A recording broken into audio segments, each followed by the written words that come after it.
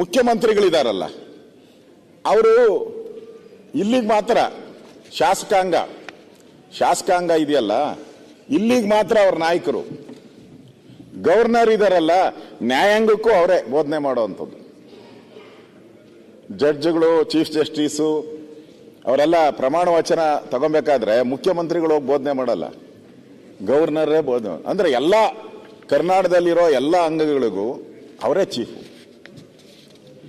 ನೀವು ಒಂದು ರೀತಿ ಅವರಿಗೆ ಅವಮಾನ ಮಾಡ್ತಾ ಇದ್ದೀರಾ, ಈಗ ಅಪಮಾನ ಮಾಡ್ತಾ ಇದ್ದೀರಾ, ಅವ್ರಿಗಿದ್ದಂಥ ಅಧಿಕಾರಗಳನ್ನ ಕಸಿತಾ ಇದ್ದೀರಾ. ಈಗ ನ್ಯಾಚುರಲ್ ಆಗಿ ಅವರಿಗೆ ಯೂನಿವರ್ಸಿಟಿಗಳಲ್ಲಿ ಕುಲಪತಿಯಾಗಿ ಕೆಲಸ ಮಾಡುವಂಥದ್ದು, ಅದರ ಆಗುಹೋಗುಗಳನ್ನ ನೋಡುವಂಥದ್ದು ಇವೆಲ್ಲ ಅವ್ರಿಗೆ ಇದ್ದಂಥದ್ದು.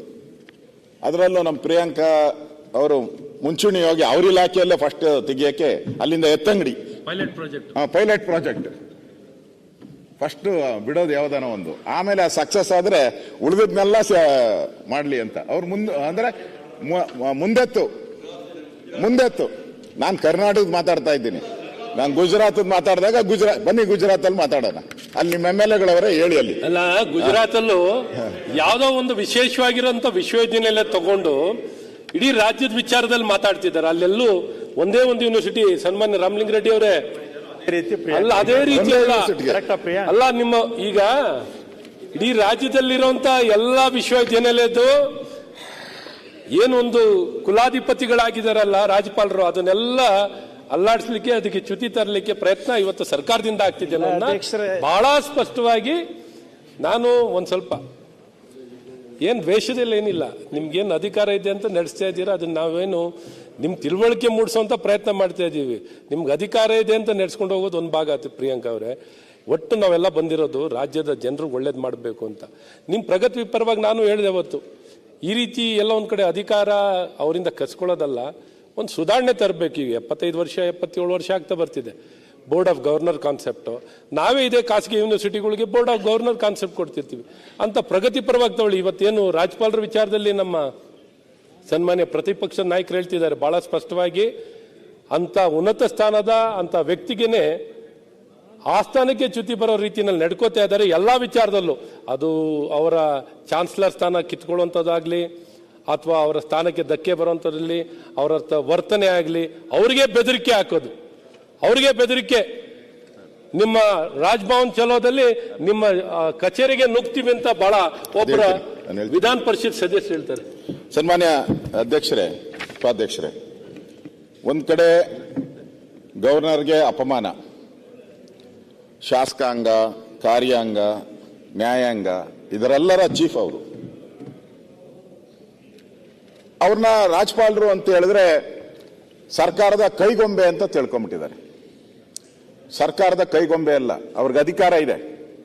ಯಾವುದೇ ಬಿಲ್ ಹೋದ್ರಿ, ಯಾರಾದರೂ ಜನ ಕಂಪ್ಲೇಂಟ್ ಮಾಡಿದ್ರು ಅದಕ್ಕೆ ಸರ್ಕಾರಕ್ಕೆ, ಚೀಫ್ ಸೆಕ್ರೆಟರಿಗೆ, ಮುಖ್ಯಮಂತ್ರಿಗಳಿಗೆ ಕ್ವಶನ್ ಮಾಡುವಂತ ಅಧಿಕಾರ ಇದೆ. ಅದಕ್ಕೆ ಉತ್ತರ ಕೊಡಬೇಕಾಯ್ದು ಸರ್ಕಾರದ ಕರ್ತವ್ಯ. ಈಗೇನೋ ಹೊಸದಾಗಿ ಏನೋ ಚೀಫ್ ಸೆಕ್ರೆಟರಿ ಮೊದಲೇ ಡೈರೆಕ್ಟ್ ಆಗಿ ಕೊಡ್ತಾ ಇದ್ರು, ಅವ್ರನ್ನೂ ಕೊಡಬಾರ್ದು. ಚೀಫ್ ಸೆಕ್ರೆಟರಿನೂ ಕೊಡಂಗಿಲ್ಲ ಡೈರೆಕ್ಟ್ ಆಗಿ, DGನೂ ಡೈರೆಕ್ಟ್ ಆಗಿ ಕೊಡಂಗಿಲ್ಲ. ಅವರು ಕ್ಯಾಬಿನೆಟ್ ಮುಖಾಂತರ ಕ್ಯಾಬಿನೆಟ್ ಅಂದ ಕಳಿಸ್ಬೇಕು. ಆ ರೀತಿ ಪರಿಸ್ಥಿತಿಯನ್ನ ತಂದ್ಬಿಟ್ಟಿದ್ದಾರೆ ಇವರು. ಅಂದ್ರೆ ಒಂದು ರೀತಿ ಸಂಘರ್ಷ, ಸರ್ಕಾರ ವರ್ಸಸ್ ಗವರ್ನರ್. ಈ ಸಂಘರ್ಷ ದಿನನಿತ್ಯ ಮಾಧ್ಯಮದಲ್ಲಿ ಬರ್ತಾ ಇದೆ. 4ನೇ ಅಂಗ ಅದು ಯಾವುದು? ಪತ್ರಿಕಾ ರಂಗ 4ನೇ ಅಂಗ. ಆ 4ನೇ ಅಂಗದಲ್ಲಿ ದಿನನಿತ್ಯ ಈ ಸಂಘರ್ಷದ ಸರಮಾಲೆಯನ್ನ ನಾವು ನೋಡ್ತಾ ಇದ್ದೀರಿ. ಇದು ಒಂದು ರೀತಿ ಪ್ರಜಾಪ್ರಭುತ್ವಕ್ಕೆ ಮಾಡಿರ್ತಕ್ಕಂಥ ಒಂದು ಅವಮಾನ ಅಂತ ನಾನು ತಿಳ್ಕೊಂತೀನಿ. ಇವತ್ತು ಯಾವಾಗ ಹೇಳ್ತಾರೆ ಇವರು, ಗವರ್ನರ್ ಏನ್ ಮಾಡ್ಬಿಟ್ಟವ್ರು ಇವರು, ಇವ ನಮ್ಮವನಲ್ಲ. ಬೇರೆ ಸಂದರ್ಭದಲ್ಲಿ ಹೇಳ್ತಾರೆ ಇವ ನಮ್ಮವನೆಂದಸಯ್ಯ ಕೂಡಲ ಸಂಗಮ ದೇವ. ನೀವು ಅಲ್ಲಿಂದಾನೆ ಬಂದಿರೋರು. ಬೇರೆ ಟೈಮಲ್ಲಿ ಹೇಳ್ತಾರೆ. ಈ ಗವರ್ನರ್ ವಿಚಾರ ಬಂದ್ರೆ ಇವ ನಮ್ಮವ ಅಲ್ಲ ಅಂತ ಹೇಳ್ತಾರೆ. ಸೈನ್ಗೆ ಅಲ್ಲೇ ಹೋಗ್ತಾರೆ. ಇಲ್ಲಿ ಇವತ್ತು ಗವರ್ನರ್ ಅವ್ರಿಗೆ ಕರೆದು ಅವ್ರ ಕೈಲಿ ಏನು ಬಹುಪರ ಹಕ್ಕುಗಳನ್ನ ಹಾಕ್ಸ್ಕೊಂಡಿದ್ದಾರೆ. ನಮ್ಮ ಗವರ್ನರ್ ಬೇರೆ ಗವರ್ನರ್ ತರ ಅಲ್ಲ, ಪಾಪ ಒಳ್ಳೆಯವರು. ಬೇರೆ ಗವರ್ನರ್ಗಳೆಲ್ಲ ನೋಡ್ತಾ ಇದ್ದೀರಾ ನೀವು, ತಮಿಳುನಾಡಲ್ಲಿ ನೋಡಿದ್ದೀರಾ, ಯಾವ ಪಕ್ಷ ಯಾವ ಸರ್ಕಾರ ಬೇರೆ ಕೇರಳದಲ್ಲಿ ಎಲ್ಲ ನೋಡಿದ್ದೀರಾ. ನಮ್ಮ ಗವರ್ನರ್ ದಲಿತ, ನನ್ಗೆ ಗೊತ್ತು, ಅವರು ನಮ್ಮ ಇನ್ಚಾರ್ಜ್ ಆಗಿದ್ರು, ಕರ್ನಾಟಕದ ಇನ್ಚಾರ್ಜ್ ಆಗಿದ್ರು, ಮತ್ತೆ ಕೇಂದ್ರದಲ್ಲಿ ಮಂತ್ರಿ ಆಗಿದ್ರು. ಬಹಳ ಸಜ್ಜನ ವ್ಯಕ್ತಿ, ಸಜ್ಜನರಲ್ಲಿ ಸಜ್ಜನ ವ್ಯಕ್ತಿ. ಅಂಥವ್ರಿಗೆ ಕಿರುಕುಳ, ಅವ್ರಿಗೆ ಫಿಟ್ಟಿಂಗ್ ಇಡೋದು, ಅವ್ರಿಗೆ ಫಿಟ್ಟಿಂಗು. ಅವ್ರೇನ ಒಂದು ಬಿಲ್ಲನ್ನ ವಾಪಸ್ ಮೊನ್ನೆ ಯಾವುದು ಇದು ಫೈನಾನ್ಸ್ ಮೈಕ್ರೋ ಫೈನಾನ್ಸ್ ಬಿಲ್ ವಾಪಸ್ ಕಳಿಸ್ತರು. ಅವರೇನು ಕಳಿಸ್ತರು, ಈ RBI ರೂಲ್ಸ್ ಏನಿದೆ ಆ RBI ರೂಲ್ಸ್ ಅನ್ನ ಫಾಲೋ ಮಾಡಿ ನೀವು ಮಾಡಿ. ಯಾಕಂದ್ರೆ ಹಿಂದೆ ನೀವು ಸರ್ಕಾರನೇ, ಕೇಂದ್ರ ಇರ್ಬೋದು, ರಾಜ್ಯ ಸರ್ಕಾರ ಇರ್ಬೋದು, ಈ ಬ್ಯಾಂಕ್ಗಳಿಗೆ ಒಂದು ಅಧಿಕಾರ ಕೊಟ್ಟಿದ್ದಾರೆ. ಯಾವ ರೀತಿ ನೀವು ಸಾಲ ಕೊಡಬೇಕು, ಯಾವ ರೀತಿ ಸಾಲ ವಸೂಲಿ ಮಾಡಬೇಕು, ಕೋರ್ಟ್ಗಳು ಅದು ಕೊಟ್ಟ, ಅದನ್ನು ವೈಲೇಟ್ ಮಾಡಬೇಡಿ ಅಂದ್ರು.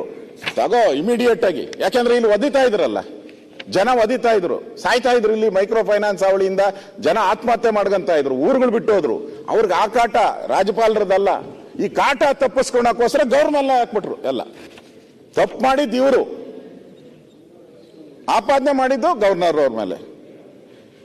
ಇವತ್ತು ಅದಕ್ಕಿಂತ ಮುಂಚೆ ಹೋಗಿ ನಮ್ಮ ಅಲ್ಲ ಅಂತ ಹೇಳಿದ್ರು. ಇನ್ನೊಬ್ರು ನಮ್ಮ ಗೌರವಾನ್ವಿತ MLC ಅವರು, ಹೆಸರು ಹೇಳಲ್ಲ ನಾನು, ನಮ್ಮ ಗೌರವಾನ್ವಿತ MLC ಅವರು ಅವರೊಂದು ಆವಾಜ್ ಬಿಟ್ರು, ಮೇರಿ ಆವಾಜ್ ಸುನೋ, ನಿಮ್ಮೂರವರು, ಮೇರಿ ಆವಾಜ್ ಸುನೋ. ಬಾಂಗ್ಲಾ ಪ್ರಧಾನಿ ಗತಿನೇ ಬರಲಿದೆ. 4ನೇ ಅಂಗದ್ದು ನಾನೆಲ್ಲ ಹೇಳ್ತಾ ಇರೋದು, ಅದಕ್ಕೆ ರೆಕಾರ್ಡ್ 4ನೇ ಅಂಗ ಬರೆದಿರೋದು.